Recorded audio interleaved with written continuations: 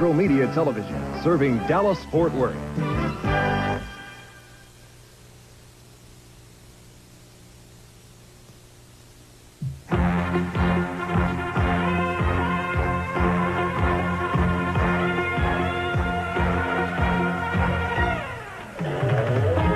Battle of the Belts. Live from the Sun Dome in Tampa, Florida. The Florida heavyweight title, Jack Hart versus Kendall Windham. The Southern heavyweight title, Billy Jack Haynes versus Ravishing Rick Rude. The AWA World Tag Team Championship, the Road Warriors versus Harley Race and Stan Hansen. The AWA World Heavyweight Championship, Rick Martel versus Nick Bockwinkel. And the NWA World Heavyweight Championship, 2 out of 3 falls, Ric Flair versus Wahoo McDaniels.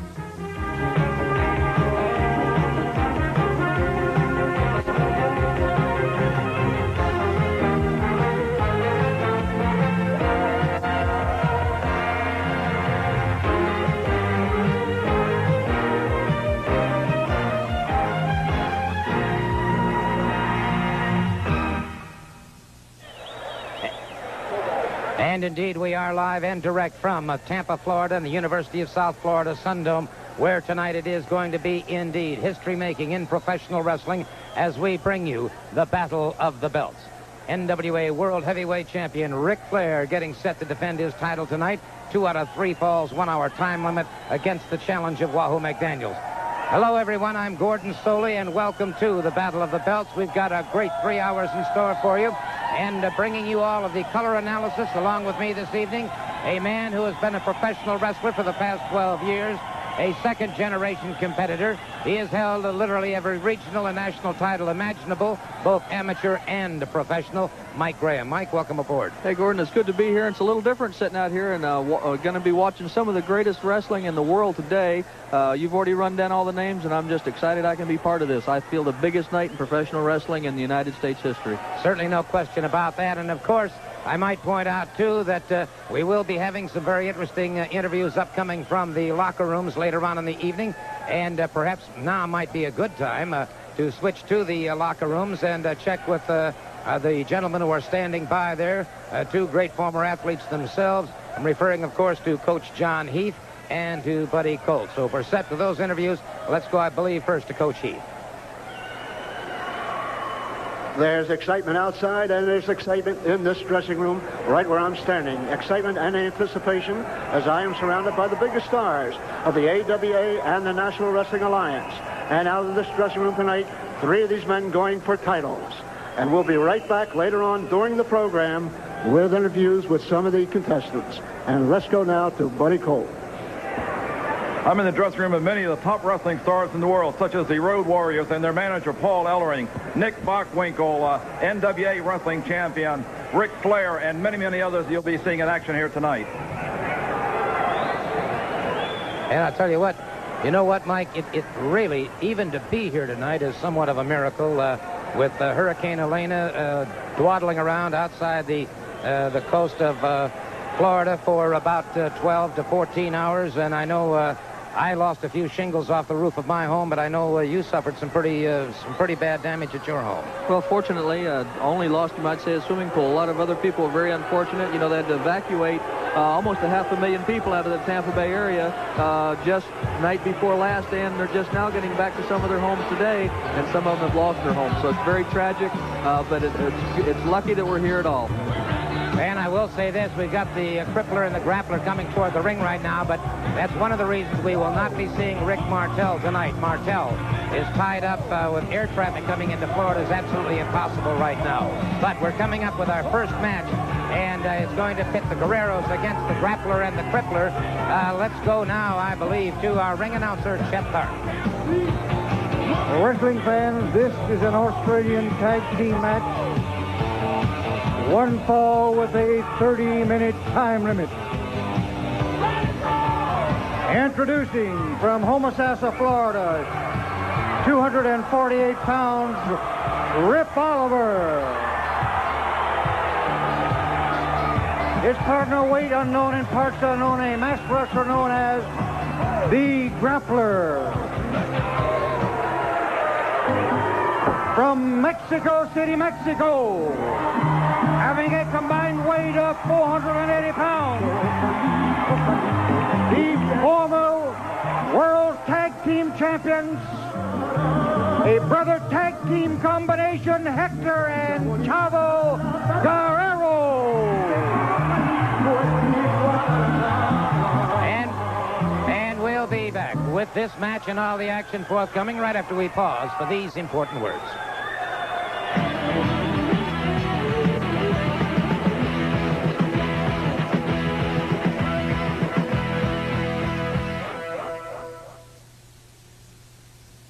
All right, ready to roll now with this match. One fall, 30-minute time limit, and this area is still being battered by bad weather. We just had some electrical outages in the area. We've got a tremendous thunderstorm going on. The Sun Coast has been battered for the last 3 days, and again, we're having more power problems. There you see it. We do apologize for that, but it's something totally beyond us. The grappler out there against Hector Guerrero, and Mikey is wasting no time in putting those fists to work. Well, you know, the grappler, of course, his main point would be his strength and his size. He's got Hector Guerrero outweighed. Of course, Hector is a speed merchant. He's quick, he's agile on his feet, and he's got to use his conditioning and everything to try to defeat these larger men. Grappler coming in, like you said, trying to hurt the smaller man right off the bat, but didn't work for him. All right, the crippler and the grappler outside the ring now, and it's Hector Guerrero inside. Hector just finished making a movie in Hollywood, California, and has just recently returned to action. And so it's the crippler now, Rip Oliver moving in, and Chavo Guerrero moves in. Guerrero brothers, of course, at one time held the World Tag Team Championship. A very, very powerful pair of competitors. Even though they do give away a bit of size, they have a tremendous agility and great ability in the ring. You know, both girls, of course, coming from a wrestling background, they were brought up every day from day one, thinking and learning wrestling. And they use their agility to their advantage. They use their size to their advantage. They make their opponents carry not only what they weigh, but their weight also. And that helps wear a man down. The crippler got with a flying head scissors just a moment ago, and now the tag is made, and it's Hector Guerrero moving in, crashing down on the arm of the crippler, Rip Oliver, and so it looks to me, Mike, like the Guerreros are out to cripple before the crippler. Well, like I said, they've got to be very aggressive. Their high point or their strong point is their conditioning and being in good shape, and they've got to use both themselves against one man. They've got to use that tag to their advantage. They've got to get a man in the ring and wear him down. And it's the crippler bringing Chavo Guerrero up into full body slam. Came down with that elbow, but Chavo Guerrero slips to one side. Good spin under takedown by Guerrero. Makes the tag with Hector Guerrero. Right there was just a good thing, or a good point to make, in that Chavo had good control of the man, had him wrist locked, but Rick Oliver strong enough to just physically pick the man up, even when he was in good control. So that's what I'm saying about they've got to wear their opponents down. They've got to tag in and out and use their conditioning to their advantage. And you may be seeing a slight difference in your pictures at home right now. We've just again lost another bank of lights due to this severe electrical storm that is taking place here in Tampa, Florida at this particular hour. And again, the lights are back up full bright. And so we're back in action, and let's hope that Providence spares us from any more of those kind of problems. And by our way, our feelings certainly go out to all of the people in the upper Florida Panhandle and the Gulf Coast of Mississippi. They took the brunt of Elena earlier today, and fortunately we heard that there were few injuries, and we're certainly pleased about that. Guerrero's double teaming very quickly as the grappler and the crippler tried some double teaming. And they found out that the Guerreros, apparently, Mike, as you had said earlier, did a lot of studying, and the grappler and the crippler suddenly found themselves here at the short end of the stick, so to speak.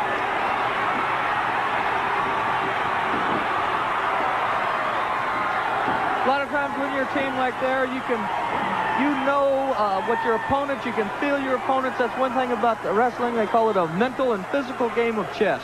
And you can set a man up just like the amateurs do for a single leg, double leg, fireman's carry. You can set a man up in pro ranks for the same thing. The girls are probably one of the best tag teams as far as knowing what they're capable of doing, working together as a team, paying attention to the man in the ring, and they've got their stuff together all the time. Certainly no question about that, and it's Chavo Guerrero stalking the grappler now.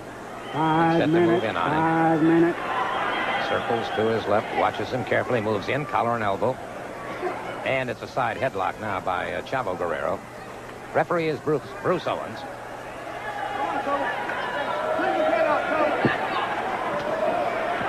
Again, the tag is made, and Hector Guerrero moves in. Right now, Hector trying to cut his man's breathing down. The headlock puts a lot of pressure on the jaw, and it appeared the crippler got a shot in there on him as he came off those ropes. From this angle, I couldn't see what happened. Hector went into the ropes and almost just dropped like he'd been shot. Grappler now, overhand right, another one, and now catches Guerrero in the pit of the stomach, and it is Guerrero dumped right into the center of the ring by the grappler. The grappler has taken a lot of punishment from Guerrero and has proven that he can take it and dish it right back. Guerrero makes it up to the ring ropes. The tag is made. The crippler moves in. It's the crippler moving up on that top rope. Catches him a rapid punch with the base of the elbow to the base of the head of one Hector Guerrero. Hector in a very dangerous situation right now. He's in there by himself. He's got two large, strong men that have him down. They have him in control. That's a very dangerous position to be in. He needs to try to regain himself. He needs to get a break long enough. He needs to tag out and get his partner in the ring. Reaching out, but he is too far away at this point. Massive bear hug now by Rip Oliver, the crippler. Rip driving that shoulder into Hector's diaphragm, cutting down his breathing. You can't take a breath with a man's shoulder stuck up in you like that. And you can see the strength going out of Hector the longer he stays up there. He's got to get his arm slid down in between, try to hip toss the man out, go down into a slam. He's got to get loose and get tagged out. Referee checking very carefully now. Notice Guerrero got that arm inside. Got the arm inside. That's going to give him some surcease and enough to break it. Good counter by Hector Guerrero. And Guerrero tried to dive over and make the tag and missed the tag. Missed the tag. A tough break for Guerrero. The size of athletes today, not just in wrestling, but in football, basketball, baseball, are so big and so awesome that a good 200-pound man has got a hard time beating a good 250-pound man. And that's what we're seeing right here, right now. The Guerrero's probably one of the best teams around, but these men are bigger and stronger and in great shape, and it's just making it real hard on them. It is indeed over the ropes now, and again, there you see the crippler with a front chancery utilizing the ring ropes as well. And the referee's attention is diverted, and it's Guerrero being punished by the team of the grappler and the crippler.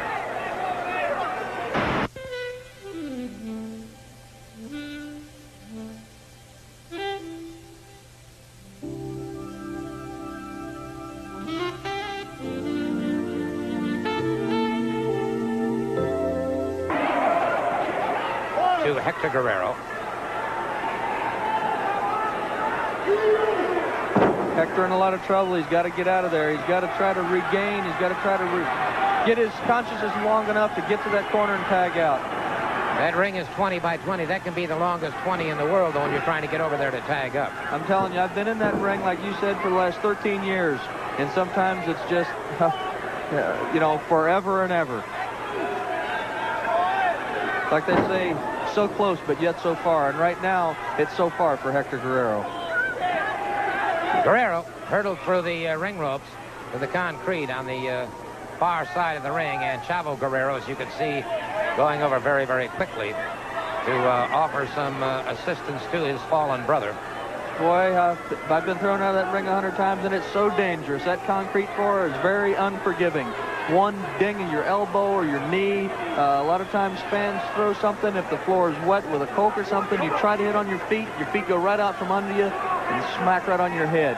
You need to stay in the ring. It's tough enough, but that floor is dangerous, dangerous. Plus, with that steel railing around the ring, that's a very dangerous place to be right now. It is indeed, and once again, Guerrero trying to get back in the ring. The crippler got him on the top of the head with the flat of the foot.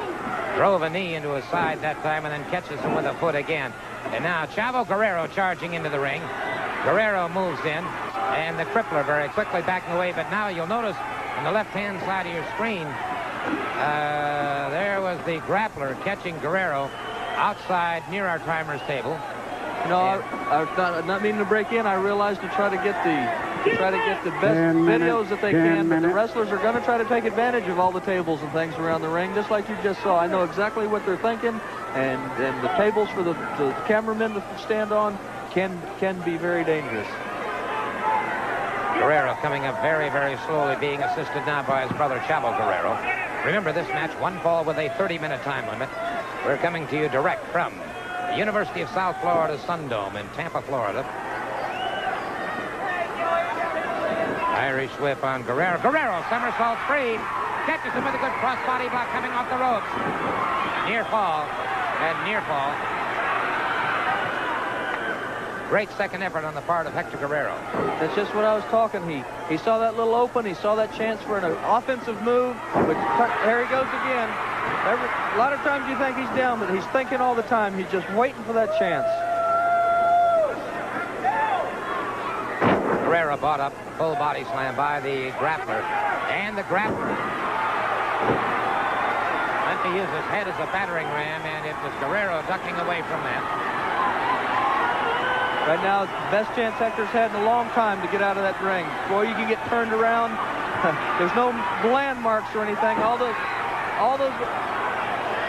those ropes look the same, and it's easy to lose your direction. He just barely missed the tag. Those hands crossed, but just did not make contact. And so it is Guerrero, Hector Guerrero, still in trouble in the ring. He needs very, very badly to... A good block by Guerrero. Trying to bring him up a vertical suplex, and Guerrero continues to block him. Reverses the situation on him. Both men get those shoulders off before the count. Guerrero coming up slowly. The crippler makes the tag. It's the grappler moving into the ring. And the grappler taking a cheap shot at Chavo Guerrero. And so Hector Guerrero is over in the corner, but Chavo was not there. Chavo was not there. Boy, Gordon, I know how hard it is. When my father and I wrestled as a tag team, it's hard to stay in there. For me to stay outside and watch my father get hurt and vice versa. And right now, these two brothers, Chavo should have been in the corner, but because of his brother's injury and being hurt, your emotions take over, and you can't wrestle emotionally. You've got to think about what you're doing and think what's best to win the match. And it is Guerrero in trouble now, as he does not have a sleeper hold per se, but apparently that arm is coming down across that carotid artery. Guerrero gets that arm up in the air, Javi. Yes, you can see it now. And apparently it is not down solidly across that artery, and consequently Guerrero is still getting a supply of that life-giving fluid into his brain, so he is not losing consciousness. In fact, the matter is, with the crowd roaring behind him, it is Guerrero regaining his feet. He fires to the midsection of the grappler. Fires again. Again, another right hand that takes him off his feet. Guerrero tried to get over and tag up, but they tripped him up. Hector right now seems to be reviving some. A lot of times you'll catch your second wind and try to get that second wind and make it in there. He's thinking, making aggressive moves, offensive moves, which he needs to, and still trying to get to his brother and tag out. Again, Guerrero short-circuited in his attempt to get over and tag up with Chavo. I'll tell you what, the grappler and the crippler have got some strategy working here. That good block by Guerrero, and Guerrero used the atomic knee drop very effectively. And it's Guerrero making the tag. Chavo Guerrero charges the ring. Chavo coming in with a lot of fire. He's been on that apron now for about 5 minutes. The adrenaline's flowing. He's been watching these guys beat on his brother, and he's ready to get him right now. Somersault and reverse somersault once again. Brings him up. A beautiful, beautiful head single. Coming in with a victory roll. Hector Guerrero coming off the top rope on his brother man. Right now the Guerrero brothers are almost out of control. They don't really care about wrestling. They've had enough. That Mexican blood's coming out in them, that fire and aggressiveness, and they're coming after these two. The crippler pounds away now at the side of the head, and now the grappler. Now it's the crippler and the grappler. And they've got the Guerrero brothers in trouble once again. Good reversal here. And a standing guillotine. Guerrero toppled over that top rope. And the referee knocked to one side. And the grappler loading that boot. The grappler loading the boot. He caught the crippler. He caught his partner. And now they're outside the ring battling. Chavo Guerrero and the grappler outside the ring. Hector Guerrero. Over to the crippler. And the count is on. The count is on. Hector Guerrero scoring the pinfall after the grappler inadvertently booted his own partner. And let's take a look at... I'll tell you what, those Guerreros are something else. They were quick to seize advantage. And now we're going to take a look at it once again. There you see the grappler definitely loading that boot. That's about a 13-pound boot. Watch now as Guerrero ducked to one side. The grappler caught the crippler. The crippler caught. The referee is down. Now watch as Guerrero pulls the grappler outside the ring. Hector coming back into the ring, dazed and battered from this match, manages to get over. And Mike, that's all he needs is to get that hand across it. That's right. Any form of control, at that point for that 3 count is all it takes. And that's what it did take, and so the victory goes to the Guerrero brothers. For the official word on this, however, let's turn to our ring announcer. The winner in 15 minutes and 40 seconds, Hector and Charo Guerrero.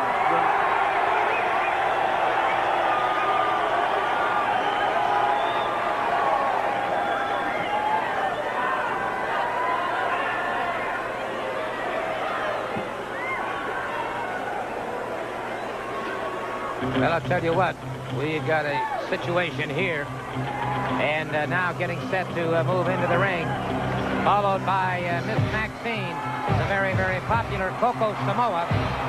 And Miss Maxine, that's 6 feet 4 inches of a lady, and she's going to make sure that Miss Brenda, who comes out with the hustler Rip Rogers, does not interfere in this match. Coco Samoa over that top rope. There's Miss Maxine waiting now for the appearance of the hustler Rip Rogers. This match, one fall with a 45-minute time limit. Weighing 235 pounds from the Isle of Samoa, accompanied by Lady Maxine, Coco Samoa. Coco Samoa.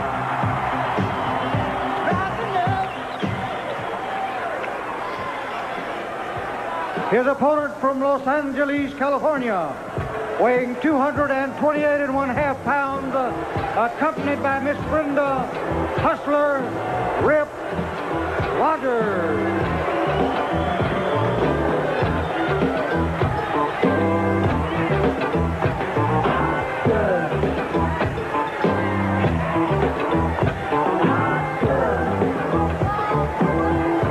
All right, we'll be back with this match right after we pause for a couple of important messages.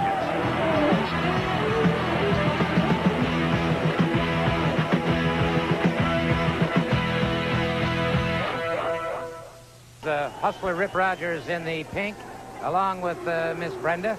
And on the other side there you see it, a lot of the fans that make that reference about Miss Brenda. Meantime, Lady Maxine on the opposite side is with Coco Samoa. Rest assured that if hustler Rip Rogers has any interference in the match by Miss Brenda, Miss Maxine will be right there to take care of it. I'll tell you, this Coco Samoa is probably one of the most impressive young wrestlers here today. He's not very, very tall, but I'll tell you, he's strong as an ox. He's agile. He's a champion of martial arts. He's a tremendous pro wrestler. And this Rip Rogers isn't going to be taken lightly either, though. Rogers complaining to the referee, and Miss Maxine out there indicating her indignation at the fact that Rogers would even make a charge like that. And so Rogers circles his man, closes in once again. Rogers behind his man. Good standing reverse now by Coco Samoa. And I'll tell you what, I've said it before about Samoa. A lot of people are quick, Mike. This fellow's sudden. You're exactly right. He's sudden and he's tremendously strong, you know. He bench presses over 400 pounds. He is not an avid weightlifter, but just that natural tendon and ligament strength gives him that ability. I've noticed one thing, too, about a great deal of the Samoan wrestlers. All of them extremely well proportioned. Powerful thighs, powerful biceps, powerful upper bodies. And Coco Samoa just proved that with his takedown on Hustler Rip Rogers. You know, when you can stand right beside a man and wrist lock him like that and have the strength to take him over backwards, you're doing something, because Hustler Rip Rogers does get in that gym a lot. He works out continually, but it's hard to beat that tendon and ligament strength. And so Rogers, back to his feet once again, gets over to those ring ropes. That'll force the break. Good clean break by Samoa. And so Rogers now getting a little circulation back in that left arm. Circles his man. A little bit on his bicycle, perhaps. Now closes in collar and elbow. Gets the full arm drag and twist on Coco Samoa. Samoa built like a miniature version of a Sherman tank. And it is Rogers barring the arm. Samoa back.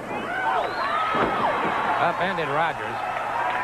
Well, Rogers attempting to do the best thing he could. Get his man down and try to weaken a point of him. If you wanted to turn a table over, you'd try to fold one of the legs out from under. Same thing with a human being when you're in there wrestling him. If you want to hurt a man, if you want to beat your opponent, you've got to, number one, get him on his back to pin him or make him give up. The only way to do that is hurt one of his legs. One of his legs or one of his arms. And in that case, Rogers was going after his shoulder, putting a lot of pressure on it, trying to get a weak point to give him a little bit of an advantage. Rogers now driving that shoulder into the midsection of Coco Samoa.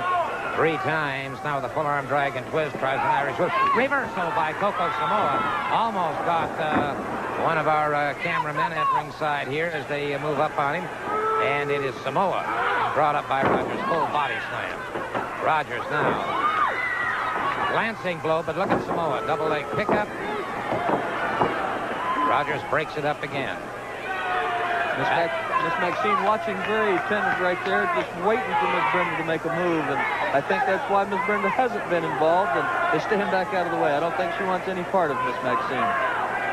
I'll tell you what, that is a big lady. 6'4", and I guess one doesn't discuss women's weight, so we won't get into that, but she is a big, well-proportioned lady. Up against those ropes. Rogers. Cheap shot on the break. Cheap shot indeed. Samoa down. You've got to be thinking in that ring all the time. You've got to figure everyone's out to hurt you. You can't try to be sportsmanlike almost with anyone. You've got to be out there to win. You've got to be out there to protect yourself at all costs and take care of yourself and go after that match. Miss Maxine out there now giving Coco Samoa a bit of a helping hand. And Rogers trying to close in on Samoa. Catches him coming through the ropes. Rabbit punch to the back of the head.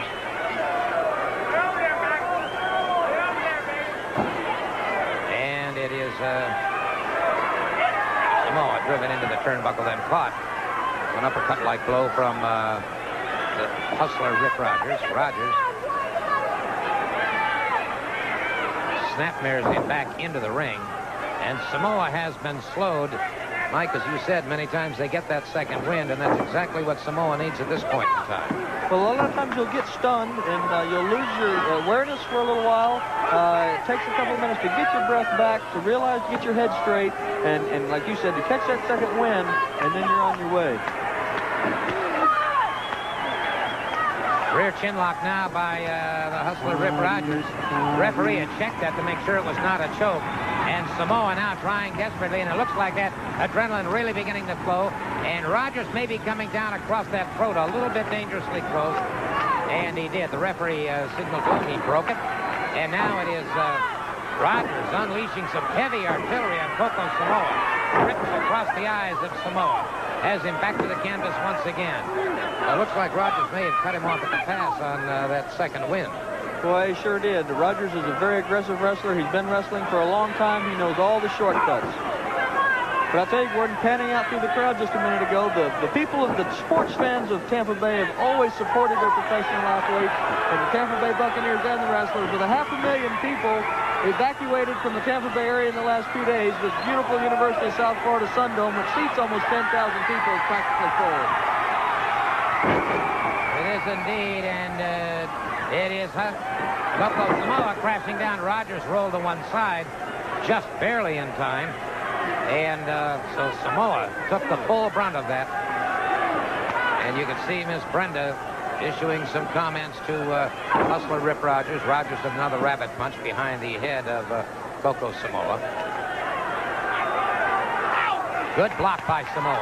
Coco stepping under, putting his weight down, back hooking the opponent's leg, trying to get the man set up just for the reversal. Exactly what I thought he was going to do. Beautiful suplex by Coco Samoa, which has his man down and stunned for the moment.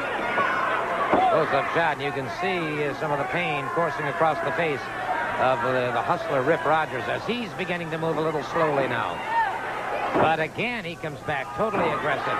Samoa now with a headbutt, and Rip Rogers tied up in those ropes.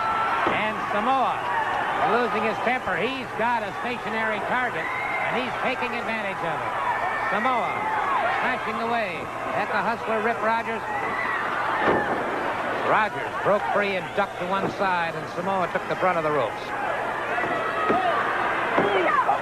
Whenever you try to take advantage of a situation like that with a man tied in the ropes, he could be playing possum on you. He could be getting ready to get out and waiting for you to make your move. That's why every time you do something, you've got to be thinking about it very carefully before you do it.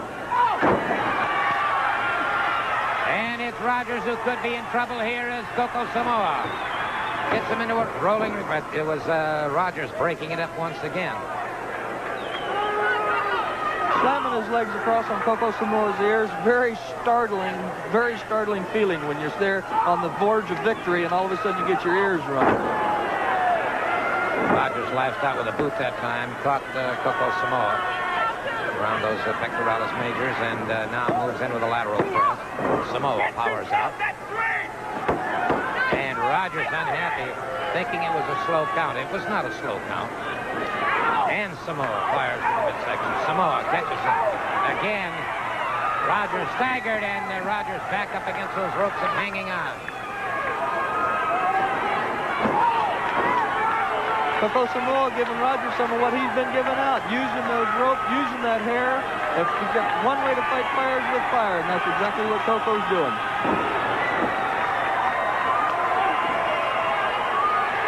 Coco Samoa, and you can hear the nearly 10,000 people here at the Sundome registering their agreement with Coco Samoa to mete out some punishment, and he did exactly that. Put on the rope. Rogers had enough presence of mind. Yeah, managing to get that leg over the rope. Knew he didn't have the strength to kick out or to get the man off of him. Putting his leg over the rope like that to break the count.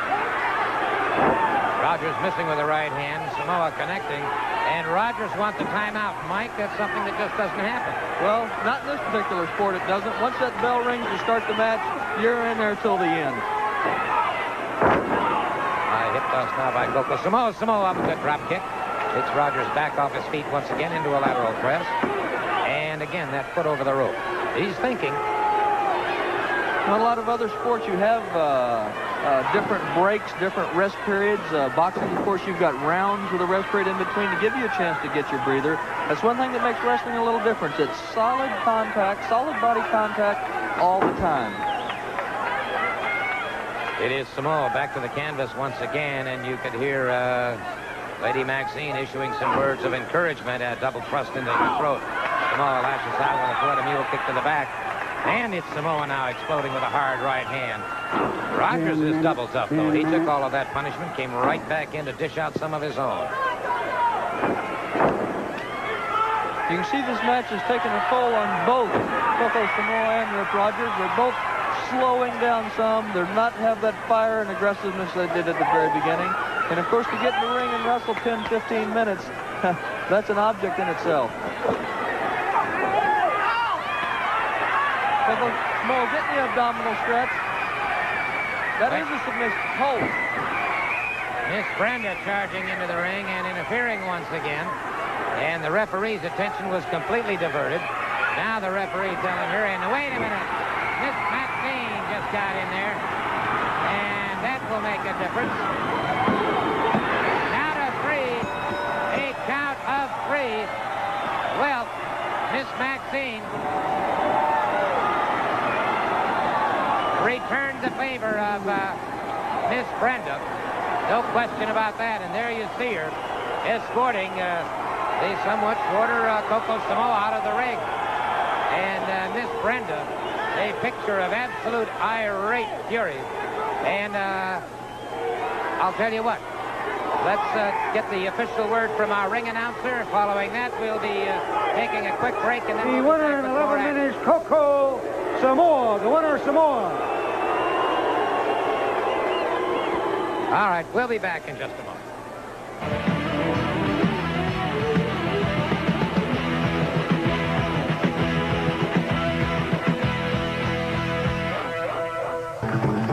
This is a Florida heavyweight title match. One fall with a 30.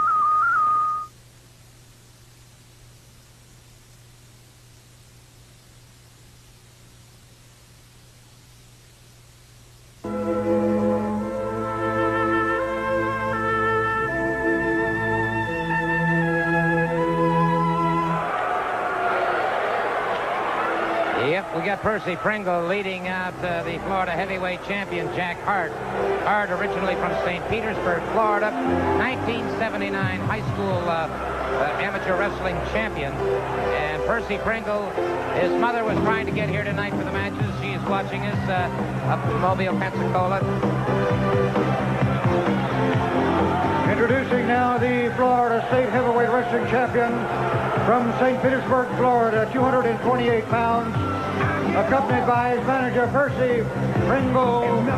Jack Hart, the Florida Heavyweight Wrestling Champion. Well, as I was saying, Percy's mom tried to make it down, but with the weather and the Hurricane Elena hitting up in her area, and they caught a lot of the fringe of that she was unable to, so we hope that she's catching us over WPMI and getting a chance to see her son, Percy, who, Mike, I guess one would have to say has to be one of the most successful managers in wrestling today. I wonder how he and Paul Ellering, the manager of the Road Warriors, who we'll see later, get along. We know that I agree he has been very successful. He and Paul Ellering are a little different stature. Paul is a former world's deadlift record holder, power lifter, great wrestler before he turned manager. Percy has got a pretty good brain. He's got ability to control some people. But I'll tell you, the thing that I'm excited about sitting here is I know I've been out there. Kendall Windham's heart's got to be going 9,000 miles an hour right now.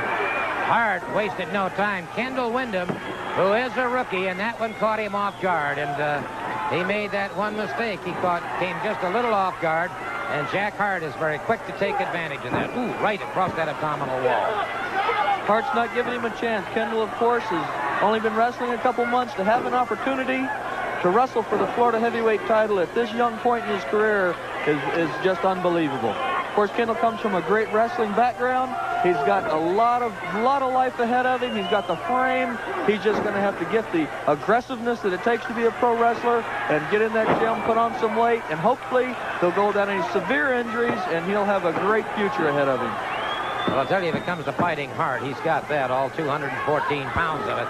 He just fired back to the midsection of Hart. Caught Hart again. And let me tell you something. When that young man throws a punch, it's going to be felt. He was twice Texas amateur Golden Gloves boxing champion.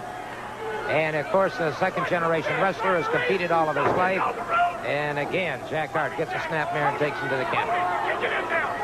Kendall right now is probably awfully confused to be out in front of a crowd of this size and on national television. It's scary enough, and he tried to warm up a little bit. Of course, Hart, the veteran, the current Florida heavyweight champion, as soon as that bell rang, he didn't give him a chance because Hart knows Kendall does have the capability of defeating him. So Hart's not going to give the man a breather. If he's smart, he'll stay on him and try to put him away. Rear chin lock now by Hart, and Kendall trying to get an elbow moving against the side of the rib cage. There you see Percy Pringle, who is constantly at ringside when his men are out there. Irish whip off the ropes. Kendall ducks away. Kendall caught him. He came at him like a Discovery rocket. Fires again to the midsection, but Hart taking the shortcut. A lot of pro athletes, unfortunately, do take those shortcuts. I know from being out there, and a lot of times, I guess they're paying their bills. They're competing. They don't have any guarantees. They don't have salaries. If they get hurt, they don't get paid. The winner gets more money than the loser, so it's every man for himself. And everybody's got to do what they think they've got to win that match.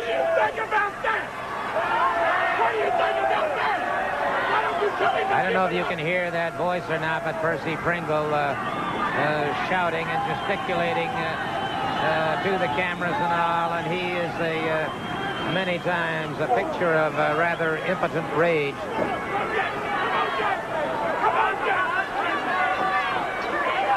Wyndham ducks to one side, and it is Hart catching that turnbuckle. And Wyndham again fires the midsection. He's been concentrating on, and he gets him in a backslide. Let's leave it. No, sir.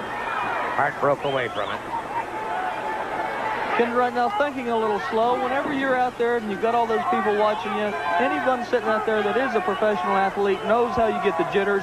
It takes a while to get settled down, to get your mind completely into the ring. And I think that's Kendall's problem right now. And of course, Hart's not giving him a chance at all. Well, Hart is a merciless competitor and has picked up some of those traits, of course, from Percy Pringle, who, well, as I've said before about this man, somewhat of one of the evil geniuses of management. And you see again the intensity with which Pringle exhorts his men to do their utmost.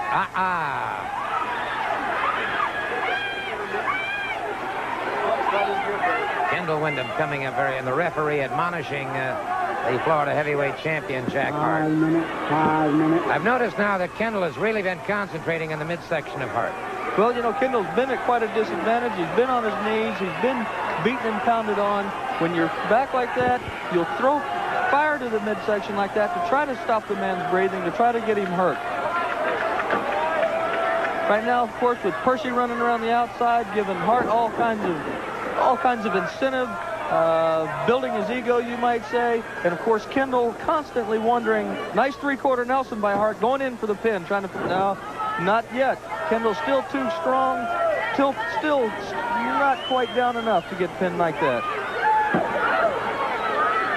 But of course, Kendall thinking about Percy running around the outside of the ring.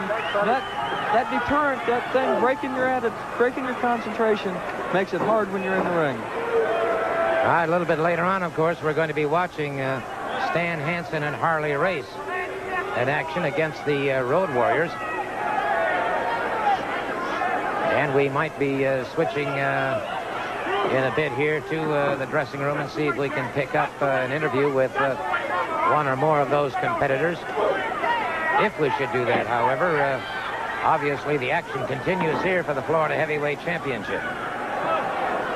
Kendall right now in a lot of trouble. He's obviously been hurt. Hart now antagonizing him, which could be a mistake.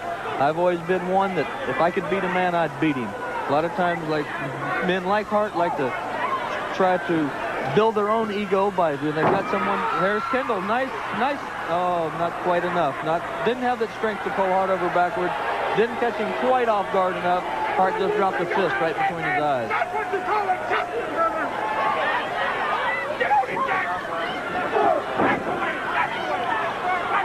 Kendall coming off those ropes, Hart hitting him with an elbow in the middle section, trying to cut down his breathing and get him hurt.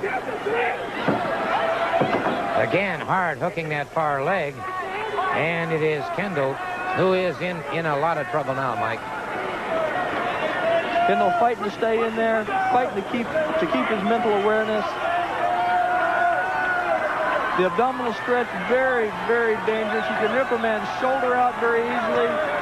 It's unbelievably hard to breathe when you stretch around backwards.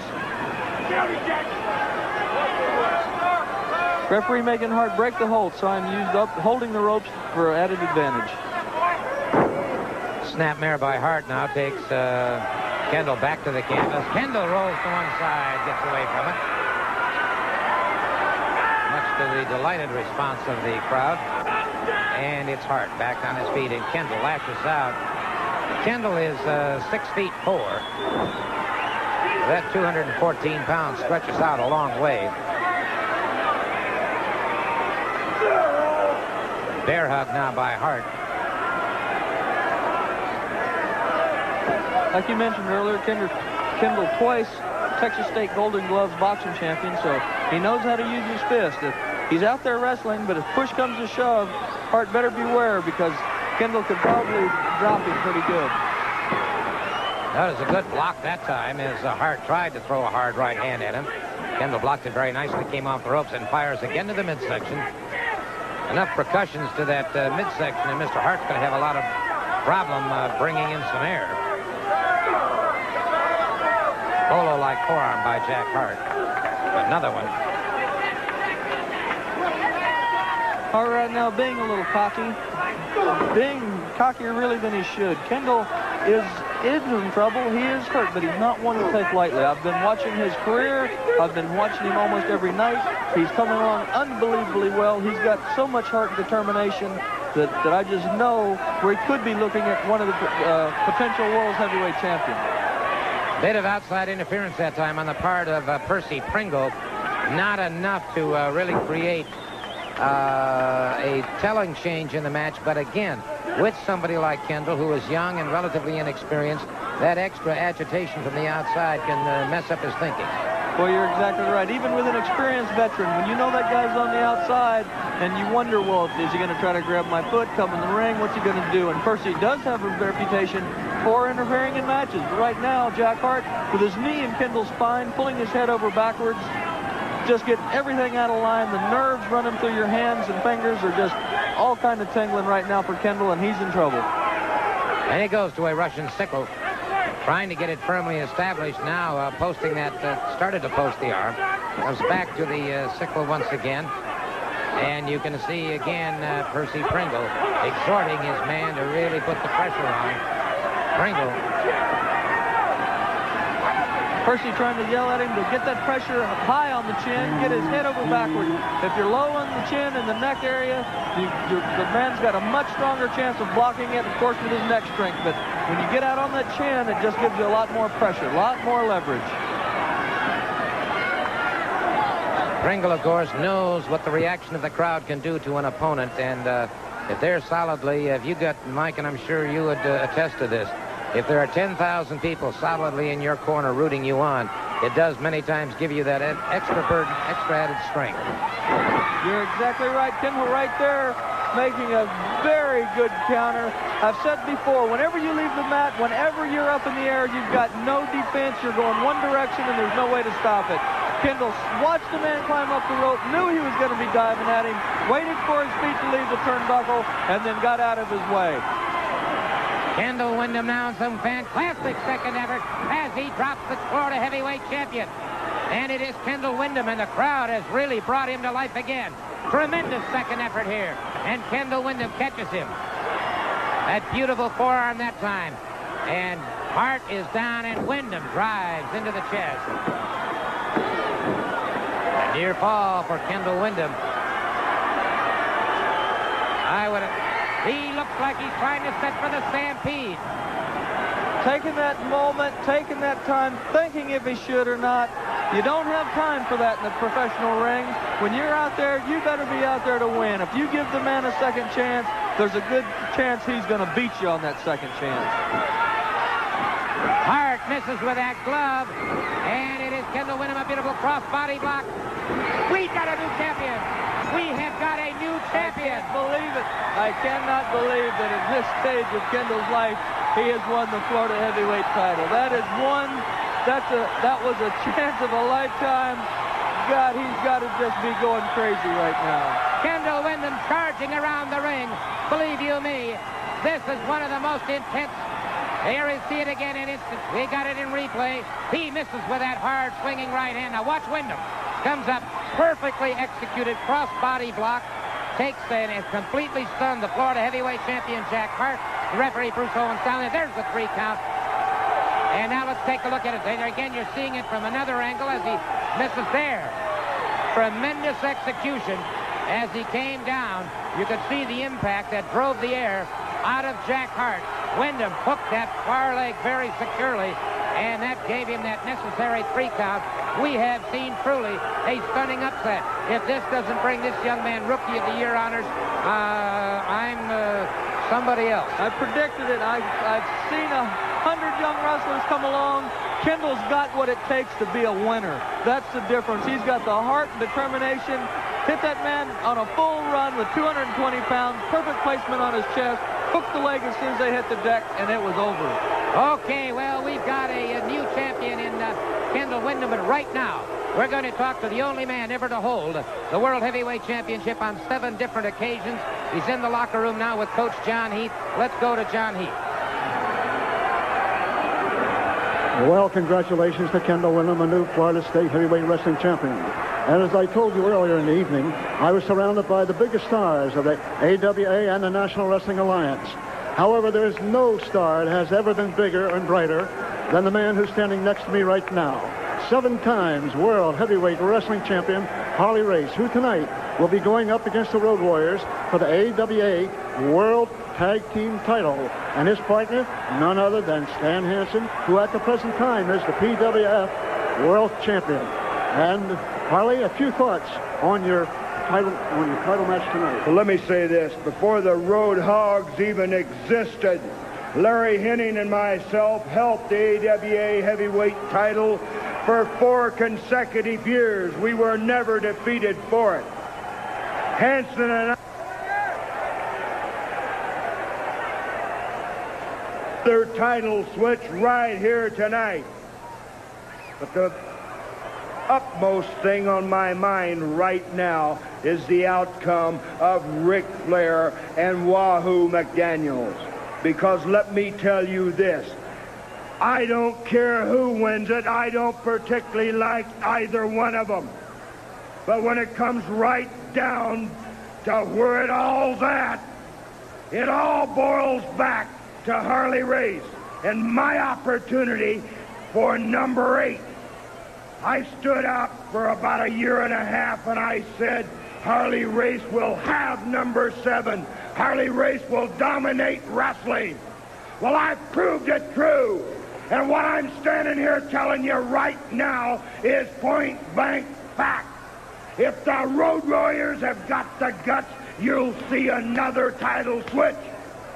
And then, Flair, Wahoo, please believe me, I'm going to have a ringside seat because I'm very interested on the outcome of that one because number 8 is the dream. And 85 is going to bring number 8 back home. Thank you very much, Harley. And that does it from here. Okay, there you have it. It is Harley Race being interviewed, and now we're seeing a brief look at the brand new Florida heavyweight champion. Look at that intensity. We'll be back with more action on the Battle of the Belts after these words.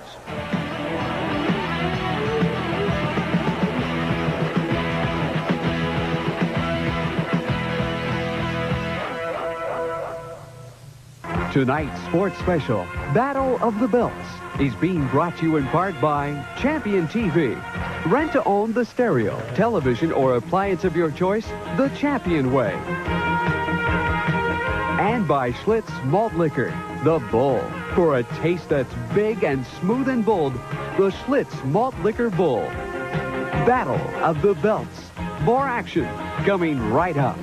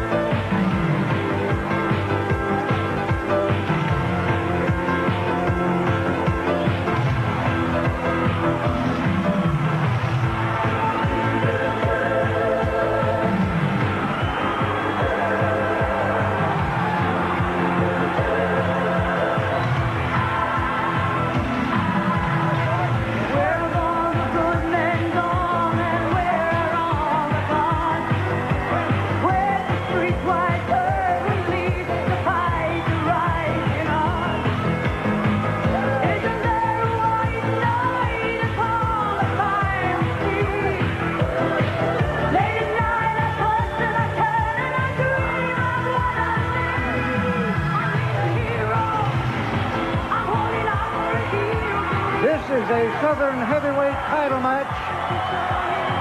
1 fall, 1 hour time limit. Introducing first the challenger from Portland, Oregon. 255 pounds, the master of the full Nelson, Billy Jack Haynes.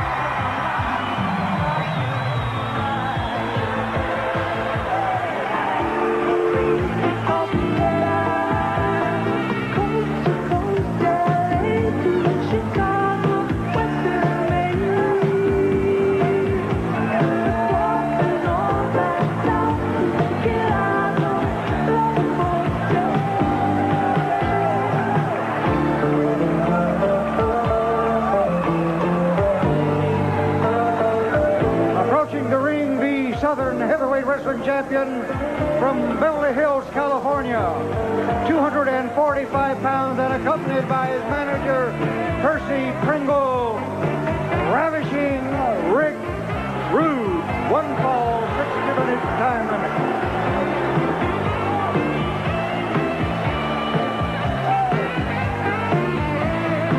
All right, Ravishing Rick Rude, former national arm wrestling champion, the Southern heavyweight wrestling champion.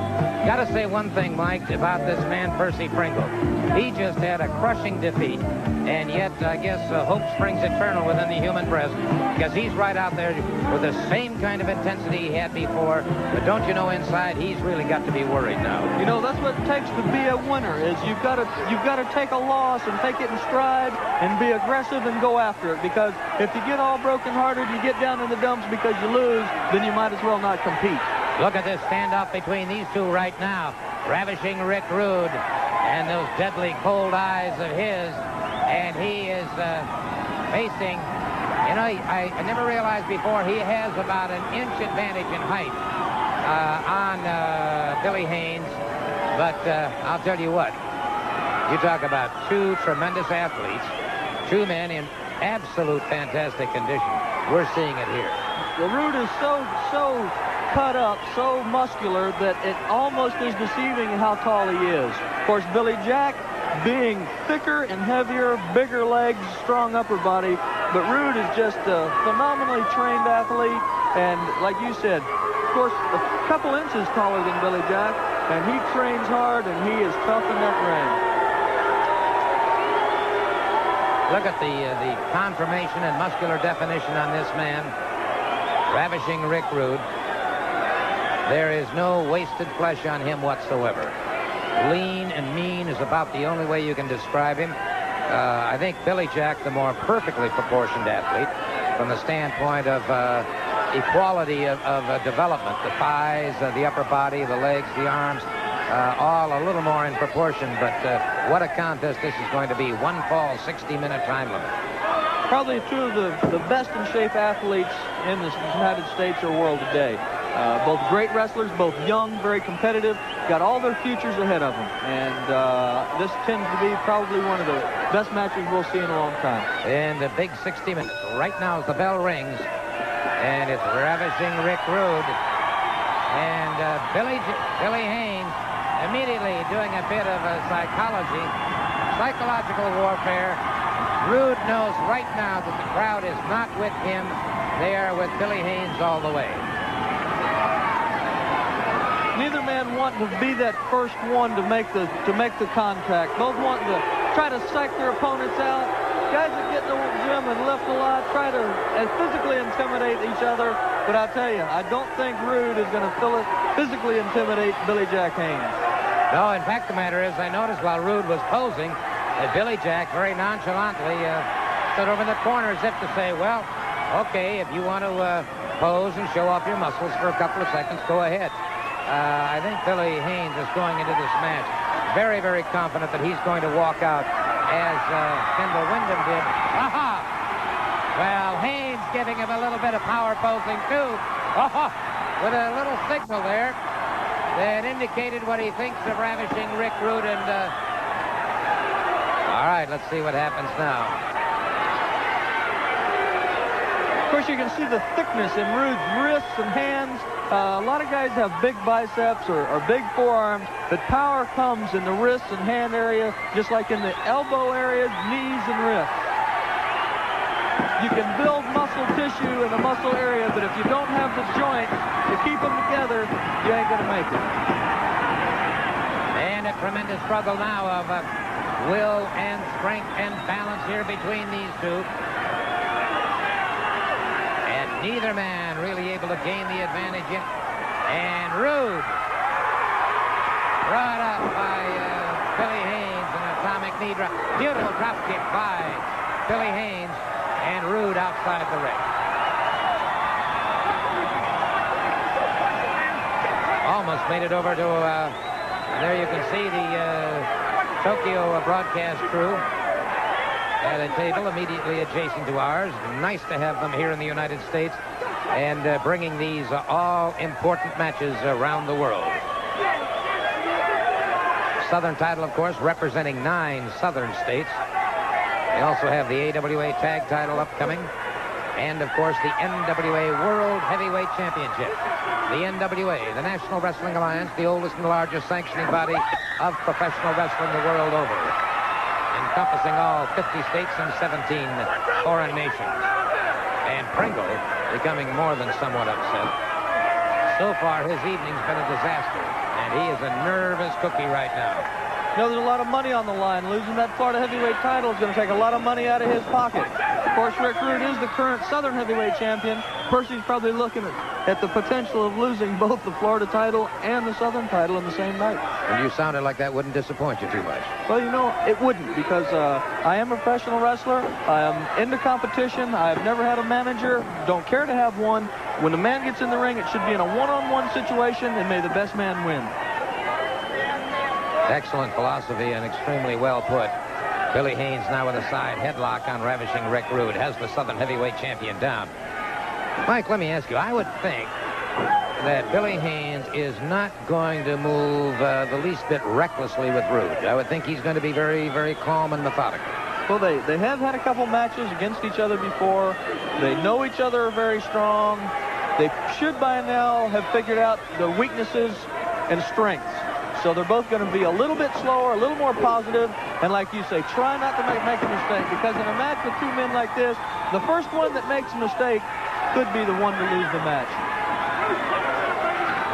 Test of, you've seen the Bighorn Sheep do it, and here are a couple, and that time Billy Haynes was a step ahead, leapfrog into a high back drop. And Haynes full Nelson. Going for the full Nelson. That's it. I've never seen anyone come out of that yet. He's into the ropes. Into the ropes. That's the only thing that could have saved him.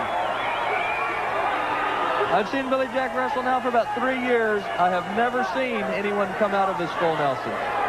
And very closely adjacent to us is one of the many artists in town who have really become extremely interested in sketching our wrestlers, and very, very nice piece of work going on there. No question about that. Once again, 5 minutes into this match now, 55 minutes remaining. Billy Haynes very proud of his affiliation with the NWA, as you can see emblazoned across the back of his tights. Meanwhile, Ravishing Rick Rude's center of concentration seems to be on himself. So simply on one side and Ravishing on the other side.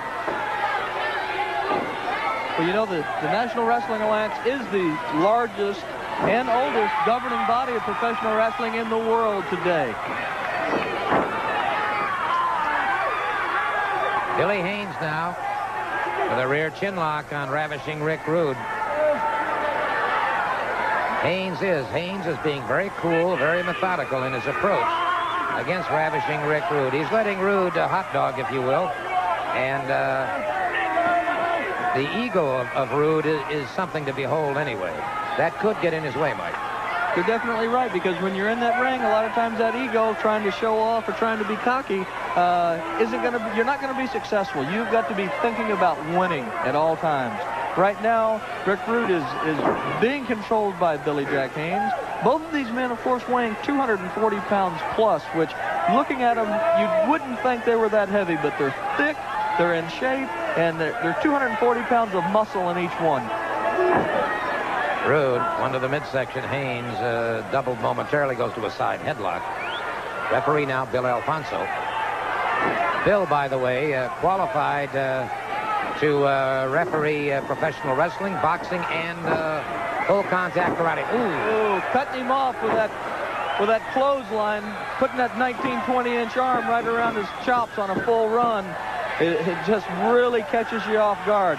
Not only the forearm hit you in the face, but when it knocks you over backwards, the back of your head slams off the mat, almost like getting whiplashed in an automobile accident. And it is Rude very quickly closing in on this. And Billy Haynes hanging on and almost through the ropes.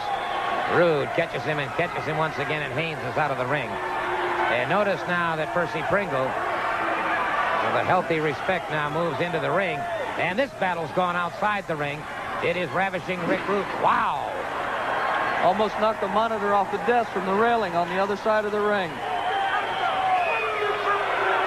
We are just behind the security area. And as Mike pointed out, the impact of that railing just about took our monitor away from us. Well, of course, that's why that railing is around the ring, to keep the wrestlers out of the people's laps, and of course to put a barrier there for over-anxious fans that think they can get in and help their favorite, to give them a little thought, because when they're stepping over that barrier, they're stepping into no man's land. That is a fact, and that's a good piece of advice for anyone.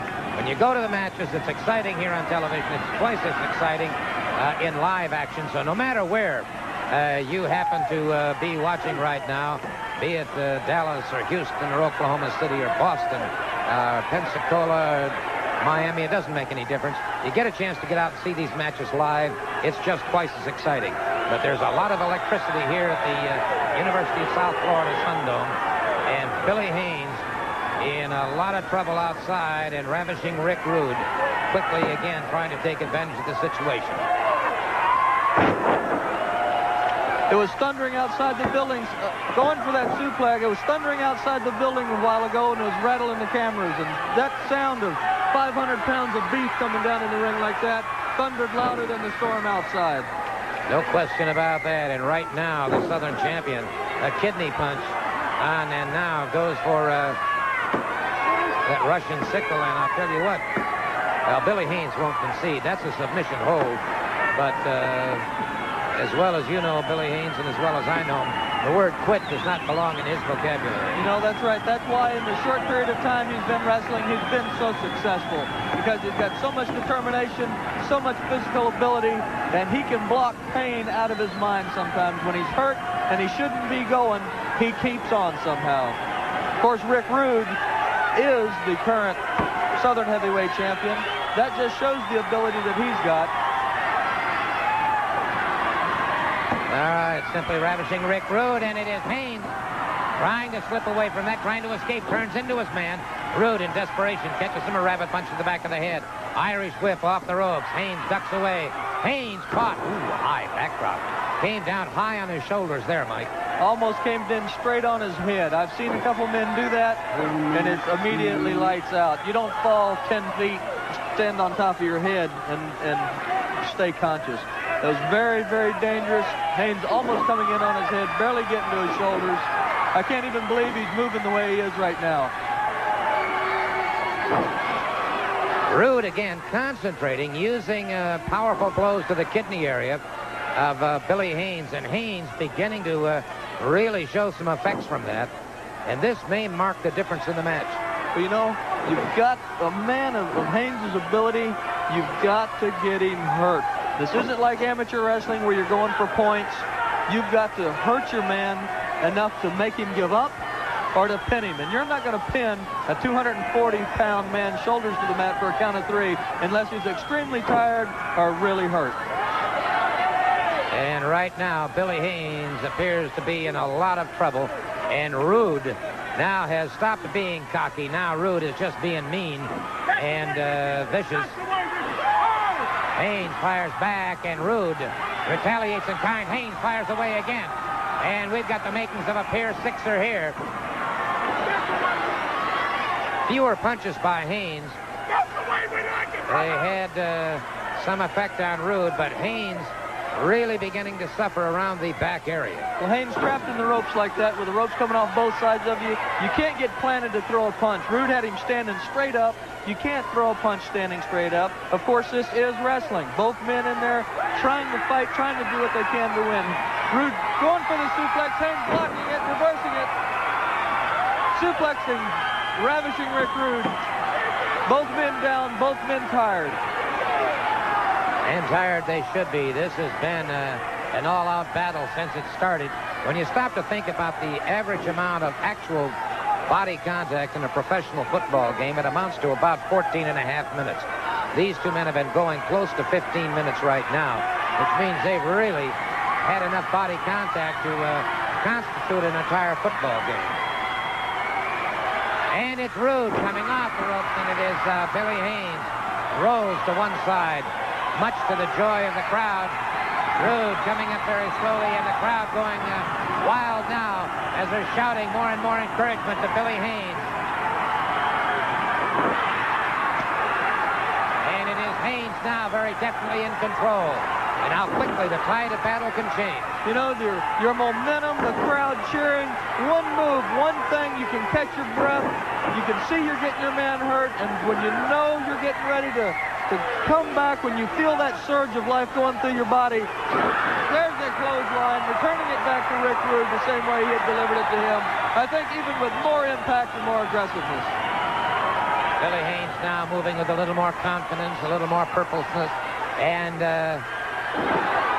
backbreaker now on the Southern Heavyweight Champion. But this match has taken its toll, and Haynes is having a lot of problems with the lower back. Haynes now working on Rude's back. Side salto, backbreaker, trying to wear his man down. Took that far leg, but Rude was able to power away, and you can see Percy Pringle, and he's got to be getting pretty desperate at this point in time because he's lost the Florida title, and he looks at losing the Southern title is almost imminent. Right now, I'm sure that he's a very worried man because, like I say, those titles mean money, and having both of them the way he did, look at the strength in Billy Jack Haynes. What happened over there? Trip up. What happened to it? I saw the cane go flying in the air. Could you see from your angle what it was? Wasn't positive. It appeared to be a trip up to me. And Haynes is caught from behind as he went after Percy Pringle. Haynes caught from behind with that cane. Count of three. Count of three on this. I'll tell you what. That one, I'm sure, will be reviewed. That cane somehow got involved in the ring. And it was Haynes being caught from behind a couple of times with that cane. I think that turned the difference, obviously. It stunned Haynes. Rude, well, Haynes made one mistake. He never should have gone after Percy Pringle, although I can't say I blame him a bit in the world for doing it. You know, a hard shot like that with a cane across your neck and spine area doesn't take much to momentarily just almost knock you out, almost paralyze you.